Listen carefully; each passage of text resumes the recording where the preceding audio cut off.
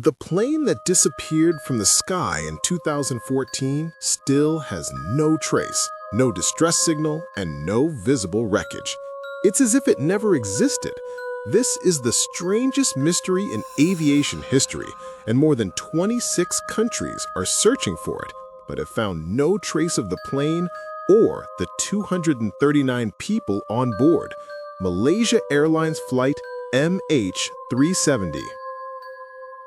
The plane crash I'm going to talk about happened in 2014, and even now in 2025, people are still shocked because what happened was very strange. All the information I'm sharing is based on official sources, reports, and verified testimonies. On Friday, March 7th, 2014, at 11 p.m. at Kuala Lumpur International Airport, a flight was heading from Kuala Lumpur to Beijing, China. The flight number was MH370. The plane was a Boeing 777-200ER, one of the newest planes at the time. The captain was Ahari Ahmad Shah, 53 years old with 18,000 flight hours. His co-pilot was Fariq Abdul Hamid, 27 years old, highly qualified with 2,813 flight hours. On board the plane were 227 passengers from 15 different nationalities, mostly Chinese, 239 people altogether. At 12:41 a.m., the plane took off. The weather was normal and clear, with no warnings or unusual signs. A few minutes after takeoff, the captain communicated with the Malaysian control tower, as usual, at 1:19 a.m., saying the last heard phrase, "Good night, MH370. Malaysian 370, contact Ho Chi Minh 120.99. Unfortunately, that was the last time anyone heard from the plane. 2 minutes later, it disappeared from civilian radar, though military radar could still detect it. Strangely, the transponder and all communication systems suddenly shut down, and the plane stopped sending any signals. Suddenly, the plane changed course, leaving its path to Beijing, heading west over Malaysia, passed above Penang Island, and then entered the Andaman Sea. At that time, the passengers didn't notice anything unusual, but on the ground, everything was in chaos and the world was shocked. All civilian radar lost contact with the plane, making it seem like a ghost in the sky, or as if it never existed. Strangely, at the same time, the captain's phone was detected on a network tower in Penang, without any calls being made, just that it connected to the network, which raised many questions. After an hour, at 2:02 a.m., satellites recorded the plane automatically reconnecting with the system. Every hour, faint signals appeared as if the plane was saying, "I'm here and still alive." These signals continued for about 7 hours, then completely disappeared. People assumed the fuel had run out and the plane had crashed somewhere in the ocean. The situation was chaotic. Malaysia, China, and the world didn't know the plane's fate. Families were grieving and the media was reporting constantly. This triggered the largest search operation in modern aviation history, involving 26 countries, ships, submarines, and aircraft scanning over 1,200 square kilometers of the ocean with advanced systems to find any wreckage or trace of the plane.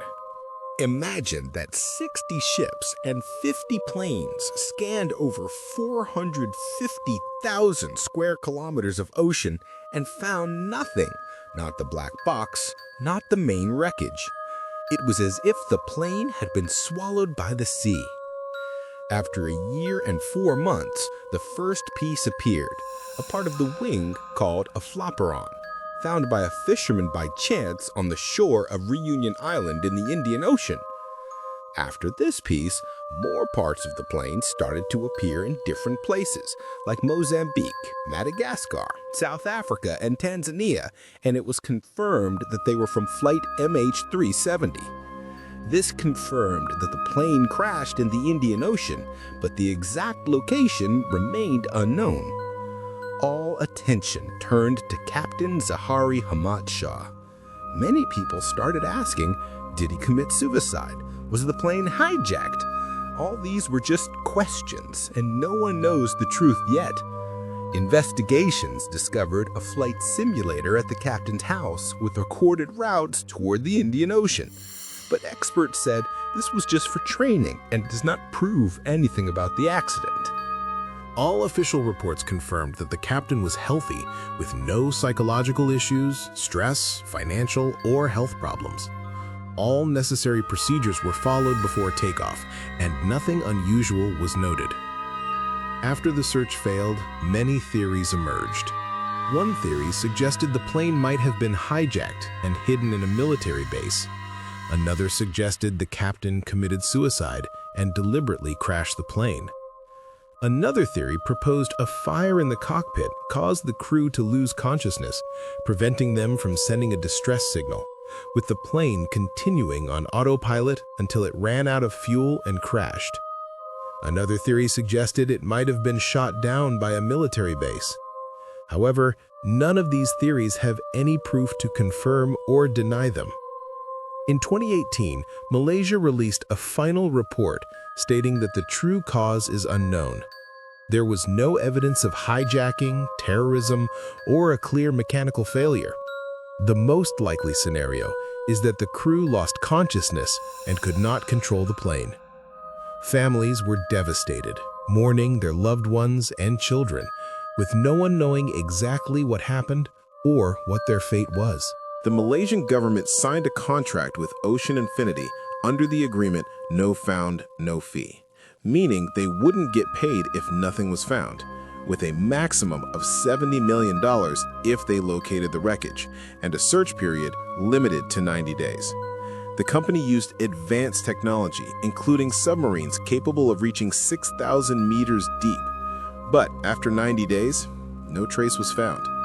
Since then, every year on the anniversary of the incident, the families of the passengers hold protests, heartbroken and devastated, demanding that the government resume the search.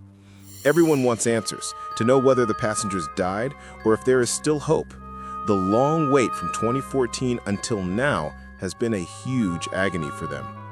In 2025, the government decided to give Ocean Infinity another chance to search again, offering hope that they might find the cause, the full wreckage, or at least the black box, bringing some relief to the families.